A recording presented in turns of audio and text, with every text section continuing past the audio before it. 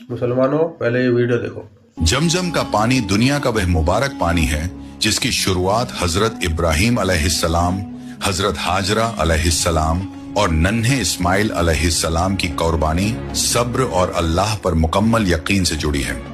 यह कोई इंसानों की बनाई हुई चीज नहीं, बल्कि अल्लाह की तरफ से भेजी गई एक अजीम निशानी है जो हजारों साल से लगातार बह रही है।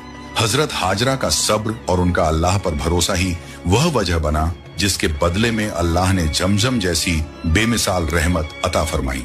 रसूलुल्लाह सल्लल्लाहु अलैहि वसल्लम ने जमजम के पानी को दुनिया का सबसे बेहतरीन पानी करार दिया है।